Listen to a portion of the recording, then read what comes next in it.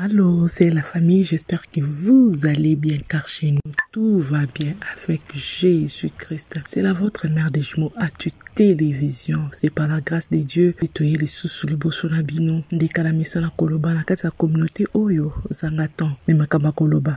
Yango penza ezanga kate bande kolanga. Bande ko tozongeli sous dossier oya Denis Lesi. Bito tsaki extrait moko na kati ya chaîne na biso wa. Denis Lesi se plaignait. Ndenge bazo ko lukisa lukisa ba ko panza ko bouke pas grande sœur nae et pas nae ba ko traumatiser ba nae ba traumatiser moi nae ba traumatiser bango et Denis se plaignait. Na ba dire à Denis Lesi Denis salobi ki asenga ki pardon. Akutana ki bongo na pasteur Marcelo, akutana ki bongo na pasteur Ken, basola ki asengi abi ami kiti saki ami kiti na niveau nous abi kiti saki penza pour ko senga bango bolimbisi. Et Marcelo to mona ki bongo pasteur Marcelo a publié ki na Facebook na ya publié ki a pardonné monsieur Denis Lesi. To mona ki ndengele kaki. Mais to la mokabo et comme sous Denis sakoy bongo rechercher. Et puis te kolanda bongo pa maman nièce Denis Lesi. Donc moi na ya maman Rose Lesi, au grande sœur Denis Lesi propre, grande sœur nae bakene ko panza kuna pigeon na binza pigeon bakotela ki bango balobi ke ba mona ki bongo c'est le ba recherche na bango téléphone à Denis Lesi et bane ko bimela kuna bake ko panza bake ko traumatiser bango ba pandi so ba buki ba image to mo ndenge le etambuli na réseaux sociaux ndi bane ko panza pa maman Rose Lesi ba pandi et pas Denis Lesi également mais ba image limité Denis Lesi assez plein que baki ko traumatiser balanae. Tout le monde va commenter comment les gens basé ko baki non ba d'accord que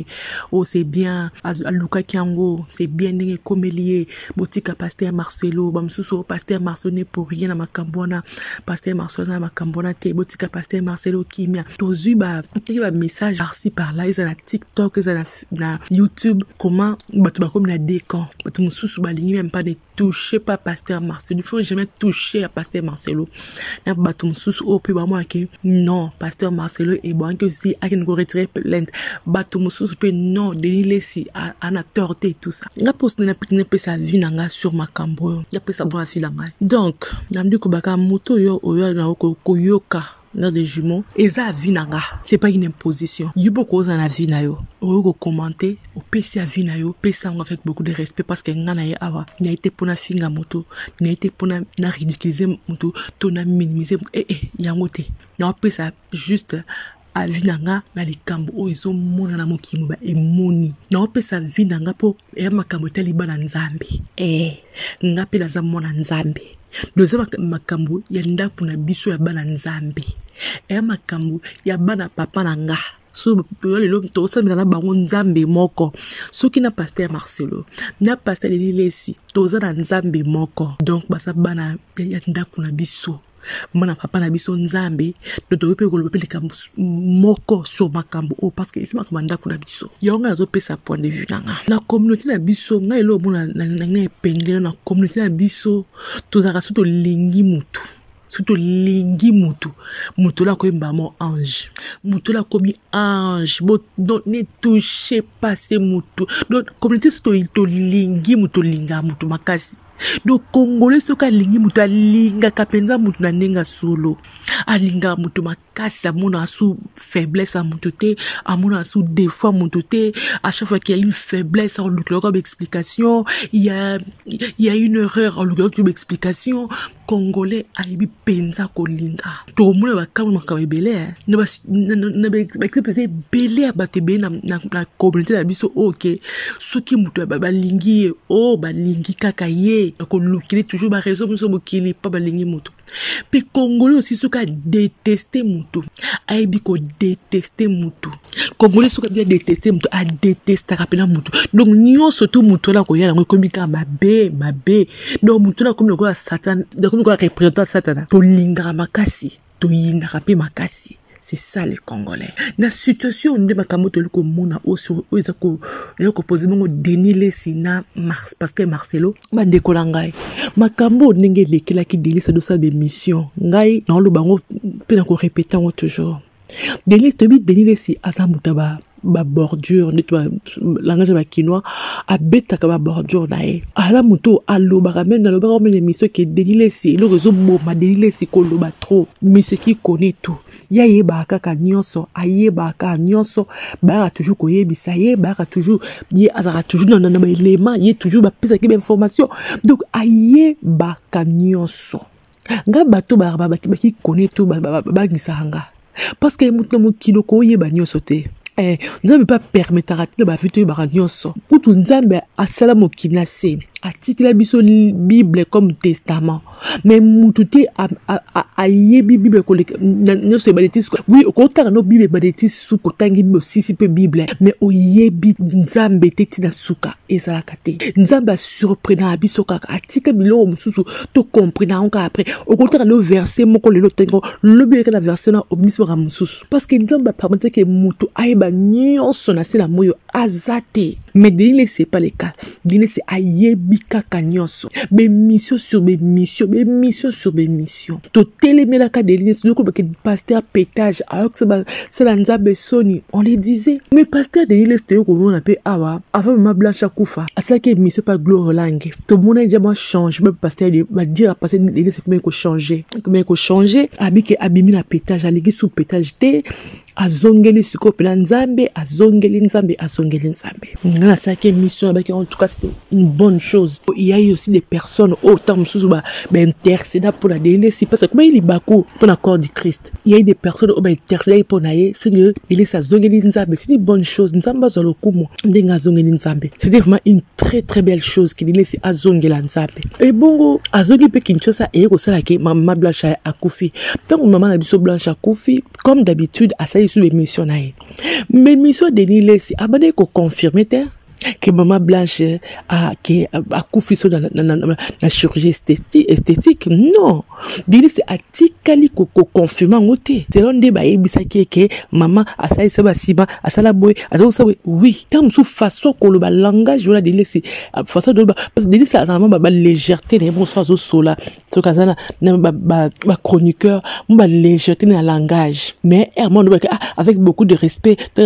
donc hermon ko aller comme ils ont ça simake ko confirmer te be mission ezawana pour ko tele be mission wana ezawana pe fandi wana a confirmer kite mais batu mutu vraiment ce qui ngai ezana mutu o pasteur Marcelo a ko silika sur lui wa moi sina sa belle famille nae parce que il y a eu sa belle sœur oh abeta les pas camarade nae il peut aussi abeta les pas camarade ay ba te ke ekobima mais abeta la camarade ne li solo mutupina ay ko confirmer propos de lui ça on ko confirmer en tout cas ko parler la conditionnel mais bah tout ce que Denis avait dit et comme confirmer tant ba audio et ko bima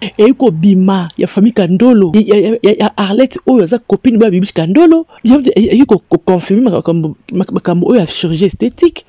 et à part ça eleki mais excuse lui sous ya Arlette Kandolo famille Kandolo batini maman Hélène Nito que atia bongo dio ya Arlette Kamade ya bibi Kandolo donc ça confirme attends ko senga excuse mais ça confirme parce qu'à lui que il y a tsaki bo diwana na ndinga mabete atnego na famille na groupe na bango ya famille ndi atako diwana mutu bona groupe na famille abimisongo ayeko pesa ngo libanda ce qui azana bato o ko lia peda lidu makasi esa bato wana maintenant pourquoi cet acharnement sur Denis Lesi pourquoi au moment où moninga kendaki asengi bolimbisi afukami asumilier pe pasteur Marcelo a fait publication sikoyo publication pasteur Marcelo salaki pour nara asepelisa bato to pona nini eza triste bande konanga en tout cas na habité pour publication pasteur Marcelo Salaki na makambo to mona pour l'instant et ça compatible parce que bon qui pasteur Marcelo on le dit ko limbisi et bon qui ne au retirer plainte na yo papa quoi pasteur Marcelo abika limbisi mais a retirer plainte et la kisinini et c'est la sens exactement la sens ta mokete pour batu musu tu baba boy bake comme pasteur donc batu musu ba lingi même pas le temps comme pasteur Marcelo que pasteur Marcelo attaque batou ba policier ba yé ba lobby que eza pasteur Marcelo mais batou musu ba boyi kutu ko parce que comme si quoi pasteur Marcelo non vous toucher en côté donc pasteur Marcelo a commis donc a commis débité tout ces sikanini on ne peut plus bandeko au moins pasteur Marcelo hein beaucoup quoi empêcher batou ba le ba surieté donc beaucoup quoi empêcher et puis congolais monter à ma baie Congolais monté à ma baie, monté à passé, monté à ma baie. Mais putain, bande kolanga, non choqué yo. Au moins nani pasteur Marcelo a ka Denis Lessi mais en bien. Ça a peine choqué parce que Denis Lessi a ça toute la bordure naie, na be mission. Ma bordure a qu'on s'est comporté le quoi mutumo sans scrupule et pasteur Marcelo yesuko aza mutuba bordure à toute ta bordure na chair et ça matia combien pasteur Marcelo et créer ba buzz na mboka na biso mais congolais to bossa na vite oui pasteur Marcelo te ya asinga mutute woneza solo azaka irrespectueux woneza solo mais congolais quoi pasteur Marcelo a toute la bordure na français to lembisango moni o delise aloba ba mission ça kala so delise do se mission na français mais tom so ampleur ba mission delise dans ndenge zalate le quoi ça ba mission na lingala yango epesa ba ampleur ozo ko pesa pour la delise pasteur Marcel peut tout ta bordure mais na français Congo to lembisango encore ça sous devant la chair to lembisango mais monsieur tia combien il y a pasteur Marcelo et créer aussi ma buzz pasteur Marcelo a commencé à un moment donné un pasteur de buzz to bossa nango te bandi kolanga ndenge il se ça buzz na ye na mission na qui pétage pasteur Marcelo aussi faisait des buzz donc on citer et l'autre mais non tout à l'heure tu côté donc pasteur Marcelo baké catholique et à bon salle d'attente il y a salle d'attente ce qui il y a les félotoni lango et ça va baiser et ça qui va se révolter makamba wemba et ça va se révolter makambo kili aussi et ça na pays moko bosso na bossante ce qui Haïti ba pays ka ba lili wala na Haïti ce qui na bossani de au komelinga mboka na commentaire pasteur Marcelo akina côté à no ba bosso deuxième fois ba boya pasteur Marcelo parce que Mathieu a aussi écrit qui polémique dans mboka na ba boya pasteur Marcelo azonga sous na mboka ngo frère na Haïti to pays mo frère na bosani kuma mboka frère Haïti ba boya ke azonga pour animateur na ye oui pasteur Marcelo atiaka sanctification oui c'est bien mais moko tant que humain azape mutu aza aussi ba faiblesse na ye malgré la sanctification qu'il nous prêche mais à côté aussi exemple tout ba situation mo OK et créa toujours ba buzz yango la ce que aza mutu bande kolanga tout bossa na te il n'y a que Jésus-Christ qui a vécu sur cette terre à sali sumuté il n'y a que Jésus-Christ atike na la moi à sali musala à sali sumuté pasteur Marcelo est une personne humaine comme Yonanga il a ses faiblesses également pourquoi tu ne te comme ici tout là c'est le cas mosantu moko boy non. Pour moi, je l'ai dit que pasteur Marcelo a qu'à donner en bien, parce qu'il y a ça va buzz ni le cas de l'ilesi, mais en ça on a français, mais à créer ma buzz belé. Yango liwo moi si naie et sali ke poani, pas di mingi misu. Par rapport à Matéa naie, le lingue aloba, le lingue teyaka, yango est poussé ti batu la curieux. Moi si na koufi, comment tout le monde débra pourquoi mais comment moi c'est d'akoufeli et bon suite ma théanaïe il m'a dit qu'on pousser creuser qu'est-ce qui s'est réellement passé to bossa nango te ce que yo bino bobo tout temps comme Marcelo te to lobango te ki yaza to longole makama to longole ndenge ni ndeko langa ndeko to tia ye kaka parce que comme on est ngami to yo to longole poani to longole pourquoi ce que aller to longole a que ko retirer plainte le quoi le retirer plainte c'était to tia ye kaka et aussi pe système à Congo ne système à Congo et comment ce qui mo atier plainte aller bato musu bazo ya pona ko bakisa ba plainte donc moi Denis Lestor ko que Marcelo azaka ye mon côté il y a bato si mususu o balingi bo balimu saka Denis Les Et ça, bon, deux catégories bateau au balingba ni moussa de l'Église d'Atamboka. Tout batin de l'Église à qu'un exil. Et là, deux catégories bateau. Bateau à libosu balingi de l'Église à limois. Et ça, bateau au l'Église à critica. Bateau, ça, miracle manquiona. Bateau, ça, manquiona bango. Bateau de l'Église à critica. Balingi lelo ke. Et comment règlement des comptes. Balingi basa, règlement des comptes de l'Église. Bateau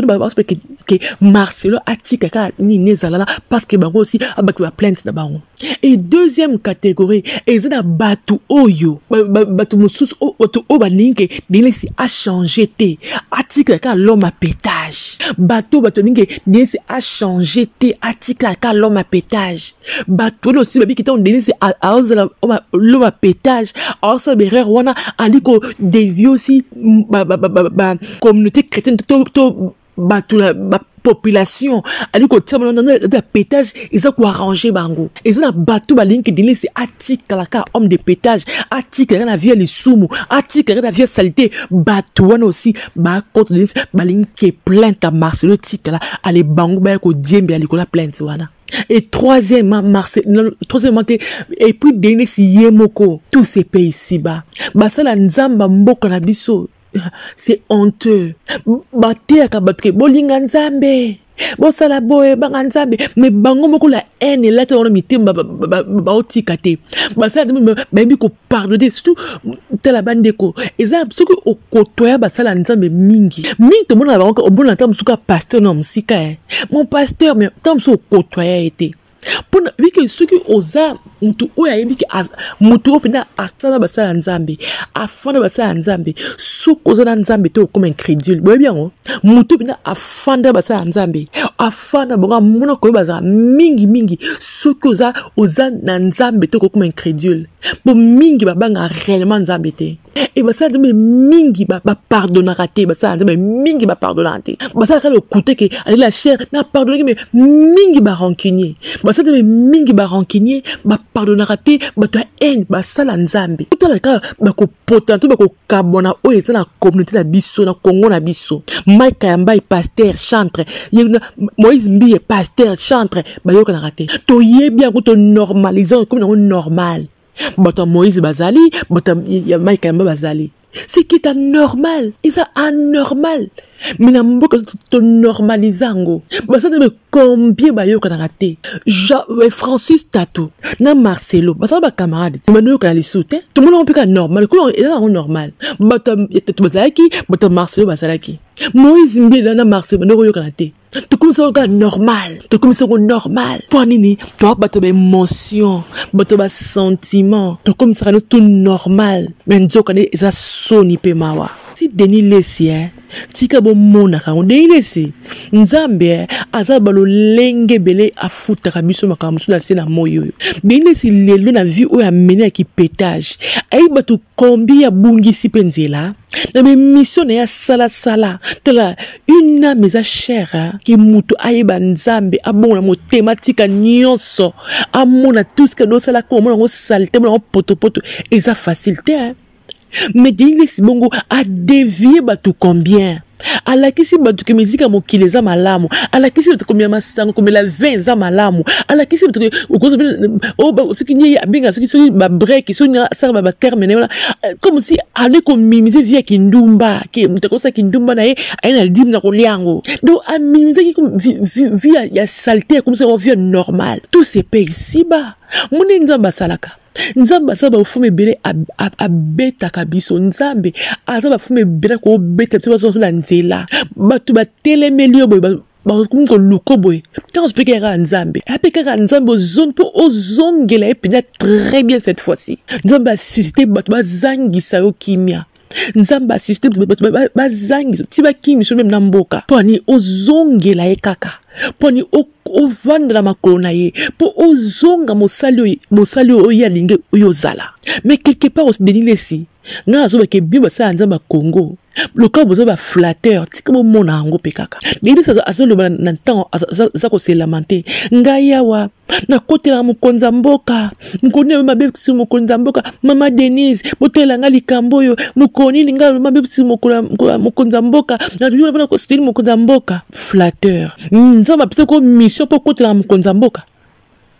nzamba pese mission pour kotela mukonza mboka a établi le comme sentinelle de mboka pour oza ami ya mukonza mboka te pour okuba kolembola mukonza mboka makolo te zala muto kotika na vérité ce que ça i tout le monde ce qui Élisée sur la bosse de la Bible Élisée comment aussi roi na mboka ne ko banga et même parce que tout ce que on est ko bongisa Élisée zoye bango il pas qui prophète mais nzambe ne ko sele ba prophète de tonga kala ba osungu ba konza mboka pour que bana Israël batamala malamu mais biso ko baka moment de flatterie de ilesi de yo quand c'est ko kumisa ka président donc yo ko sano bisala sana yo ba ko sala ka lo côté la mboka là parce que kumisa kai et a flatterie yango tata na biso mais nani oyo nani muto ya mbala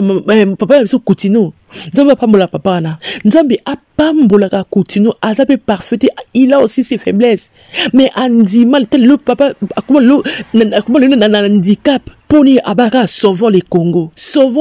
comme c'est le tata on handicap nzambe pe malgré il a faiblesse ni ma bene ma sumu na ye mais il a payé de sa vie il a payé ta pona wana nzambe kansela Coutinho ta pona wana nzambe kansela ka Coutinho mais lelo oyo bimba sala nzambe bo fika na katika ya flatterie Dieu mona ke okumisa no président pona to sala likambu ba ko sala ko lelo te la mboka yango kubisa kai kasi bo ba ke mboka na état de droite mi bo kumisa ke état de droit to état de droit état de droit tani ba ko ba olukiso na kata état de droit ba ko panza nda kwa yana mais état de droit bateko convocation et le côté mais état de droit bonango normal tant que so comme batu mususu bo na mission bo dénoncer bonango ka normal état libatona siko pe taliot bo moni ke mboka na biso nyanu justice et non malamte c'est la justice qui élève un pays mais jusqu'à présent il y a pas de justice mais dès c'était mon ko bo dénoncer ngwe lelo bata Philadelphie pour na bango na lelo tout va bien au Congo pour ni président asa mundime église na bango tout va bien petit peuple aliko souffrir na Congo ne talibango te le quoi président moi sinaye baba ndime église na bango tout va bien na Congo jamais ba ko critiquer ka toma baba na misu mabe angoyo même monoza ko kangama pour anini président za mundimi na bango siko tout ça nzamba ko za camarade na biso lelo tour a Denis Lessi a foot na forme na ye bibi misusu o ba kanga minoko o peuple za ko kufa et mona pasi nzamba ko futa bino pe lisusu na bibi ko futango ba preuve ngo moi ni que il n'y a pas de justice na mboka na biso tous ces pays ici-bas yo ba sande boto ko sa biso nzamba camarade na biso te ni camarade na biso ba nzambe e ba sala nzambe nzamba camarade na biso te bo sama kamnenge sengeli ce qui Denis Lessi à l'exact bino botinda convocation bon c'est normalement et non ko luke de un criminel non pour ça vraiment bo beti mabe bo lukaye bo lobel bo convoquer bo yokaye ce qui bo convoquer le Denis Lessi bo convoquer famille Kandolo peut aussi ce qui pasteur Marcelo a convoqué Denis Lessi parce que ça m'a Lessi a convoqué peut-être Bibiche Kandolo parce que suite à Bibiche Kandolo c'est que Mukimba eyeba que ma blanche à ça va chirurgie esthétique c'est grâce à Bibiche Kandolo que mo kileyebi que moi c'est qui toko tenu comme ma blanche moi c'est qui toko les mon plat ndote fanda que eyeba chirurgie esthétique grâce à Bibiche Kandolo mais le quoi cette belle famille et a problème te ce qu'on nyonso bongo tsona na muto ya Denis Lessi ate tozonga bato yango bala nzambe bande kolanga basa nzambe to monaka na musika oyo owa mutsadima akote ya kitoko apesio message ya kitoko obonki Dieu m'a parlé komisa nzambe a utilisé parce que nzambe baki nzambe ko utiliser même mabanga nzambe ko utiliser même nyama pour que alobela yo nzambe ko utiliser to ba solo ya Balam na Balak punde loba parce que nzambe ako utilise n'importe quoi pour lobela. Ce qui muta lobelio et dit que mutula comme ange, mutula comme nzambe non. Et bien que muto nzambe a utilisé à lobelo mukona. Il a ses faiblesses. Aza mutulo kolayo, il a aussi ses faiblesses. Don di mata nous tuté. Toujours nous tuka tikara ce qui nengenini. Po mingi bo mona na musika na. Ce qui bo pousser pepe na bango mingi bo kima. O mona na musika wana. Eza ba chantre. E ba sala nzambe to monaka. Kota na kare ba vi na bango. Kota mingo fona munoba a eza kande bo kimi. Congolais to longa ba émotion. Bas sentiment, peuple congolais plus d'émotion, tout ça to agir ça que d'émotion, ne bas sentiment na biso. Mon peu tout peut salaka. Guinée ça ma be oui. Siko ninga zo kima na siko o kelika me comme ni se akufi. To lo basiko ni. Kaka biso o lo bo ka bi bo kumzeke martotika Marcelo. Kaka bi bo finga Marcelo lobi. Kaka bino. Marcelo n'a rien à voir avec ça. Kaka bino bo finga Marcelo. Léo likamo comme une liste à koufi bande kolanga kaka bino bo finga Marcelo pour nini botema na émotion botema sur ba sentiment na bino yo so likambo zoya monte likambo ye bande kolanga toza bato mais yo olo ba koza mona nzambe mo be lukata nso be jugement avec l'esprit de Dieu. Tout ça comme sentiment tel kamboye karaboye ye penza azui te mo ki bo mona nzambe na biso ezonga pe salaka ezala bien makasi on est toto jijaka comme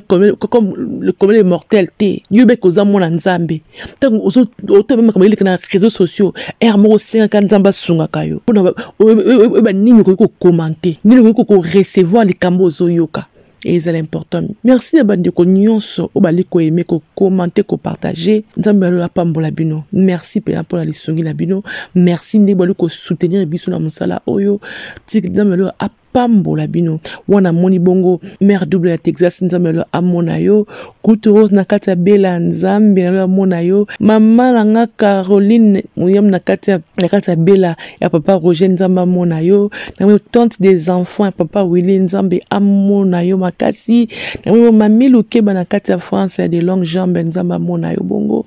Yolande Magi na kati ya Washington nzambe alola a monabino. En tout cas nzambe apambola bino soki esumasi azongite tokoya lisusu. Bye bye.